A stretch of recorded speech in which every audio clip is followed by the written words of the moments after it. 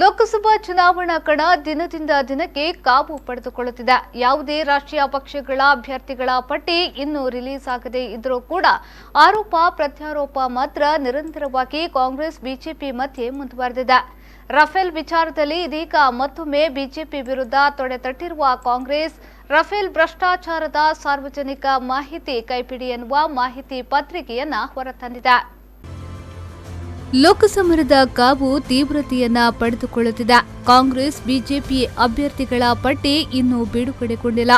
ಆದರೂ ರಾಜಕೀಯ ಕೆಸರೆರಚಾಟ ಇದೀಗ ಆರಂಭಗೊಂಡಿದೆ. ಕೆಲ ದಿನಗಳ ಕಾಲ ತಣ್ಣಗಾಗಿದ್ದ ರಫೇಲ್ ಡೀಲ್ ಪ್ರಕರಣವನ್ನ ಕಾಂಗ್ರೆಸ್ ಚುನಾವಣೆಯ ಸನಿಹದಲ್ಲೇ ಮತ್ತೊಮ್ಮೆ ಕೆದಕಿದೆ.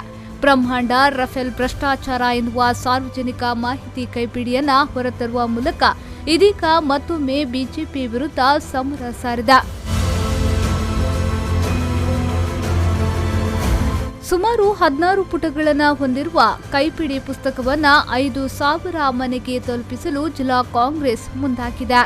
ರಫೇಲ್ ಭ್ರಷ್ಟಾಚಾರದಲ್ಲಿ, ರಫೇಲ್ ಹಗರಣದಲ್ಲಿ, ವಿಮಾನ ಖರೀದಿಯಲ್ಲಿ ಕೇಂದ್ರ ಸರ್ಕಾರ, ಮೋದಿ ನೇತೃತ್ವದ ಸರ್ಕಾರ ನೇರವಾಗಿ 30,000 ಕೋಟಿ ರೂಪಾಯಿಗಳ ಅವ್ಯವಹಾರವನ್ನ ಮಾಡಿದೆ ಅಂತ ಹೇಳುವುದರ ಸಾಕ್ಷ್ಯಾಧಾರಗಳೊಂದಿಗೆ ಪ್ರಪಂಚದ ಉದ್ದಗಲಕ್ಕೂ ನಡೆದಂತಹ ಚರ್ಚೆಗಳ ಬಗ್ಗೆ ಒಂದು ಅವಲೋಕನ ಮಾಡಿ ಏನೆಲ್ಲ ಭ್ರಷ್ಟಾಚಾರಗಳು ನಡೆದಿದ್ದಾವೆ, ಹೇಗೆ ನಡೆಯಿತು ಮತ್ತು ಕರ್ನಾಟಕ ರಾಜ್ಯಕ್ಕೆ ಎಷ್ಟು ಮೋಸ ಆಯಿತು, ಕರ್ನಾಟಕ ರಾಜ್ಯದ HAL ಕಂಪನಿಗೆ ಎಷ್ಟು ಮೋಸ ಆಯಿತು, ಇದರ ಬಗ್ಗೆ ನಾವು ಒಂದು 16 ಪುಟಗಳ ಒಂದು ಪುಸ್ತಕವನ್ನ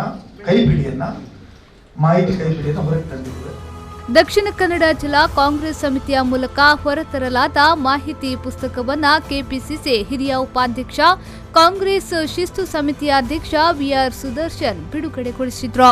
ಜೊತೆಗೆ ನರೇಂದ್ರ ಮೋದಿ ಮತ್ತು ಬಿಜೆಪಿ ನೇತಾರರಿಗೆ ನೇರ ಪ್ರಶ್ನೆಗಳು ಎಂದು ಕೇಳಲಾಗಿರುವ 28 ಪ್ರಶ್ನೆಗಳ ಪತ್ರಿಕೆಯನ್ನ ಬಿಡುಗಡೆಗೊಳಿಸಲಾಯಿತು.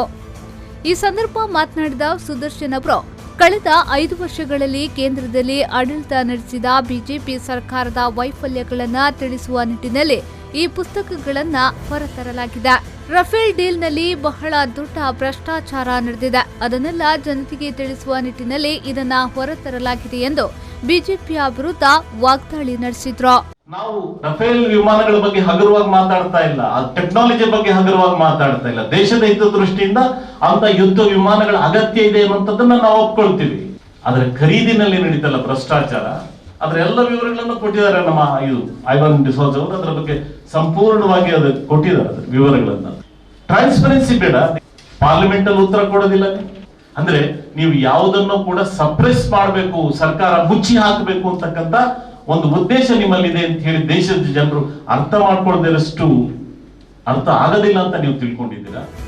ಇದರ ಜೊತೆಗೆ ರಫೇಲ್ ಡೀಲ್, ವಿಜಯ ಬ್ಯಾಂಕ್ ವಿಲೀನ ವಿಚಾರ ಇವುಗಳ ಬಗ್ಗೆ ಜಿಲ್ಲಾ ಕಾಂಗ್ರೆಸ್ ವತಿಯಿಂದ ಪ್ರಧಾನಿ ನರೇಂದ್ರ ಮೋದಿ ಮತ್ತು ಬಿಜೆಪಿ ನೇತಾರರಿಗೆ 28 ನೇರ ಪ್ರಶ್ನೆಗಳನ್ನ ಕೇಳಲಾಗಿದೆ. ಇದರ ಬಗ್ಗೆ ಬಹಿರಂಗ ಚರ್ಚೆಗೆ ಬನ್ನಿ ಅಂತ ಕೆಪಿಸಿಸಿ ವಕ್ತಾರ ಐವನ್ ಡಿಸೋಜ ಸವಾಲೆಸೆದಿದ್ದಾರೆ. ರಫೇಲ್ ಡೀಲ್, ವಿಜಯ ಬ್ಯಾಂಕ್ ಇತ್ಯಾದಿ ವಿಚಾರಗಳನ್ನೇ ಮುಂದಿಟ್ಟುಕೊಂಡು ಬಿಜೆಪಿಯನ್ನ ಮಣಿಸಲು ಕಾಂಗ್ರೆಸ್ ರಣತಂತ್ರ ರೂಪಿಸಿದೆ. ಮುಂದೇನಾಗಲಿದೆ ಎನ್ನುವುದನ್ನ ಕಾದು ನೋಡಬೇಕಾಗಿದೆ.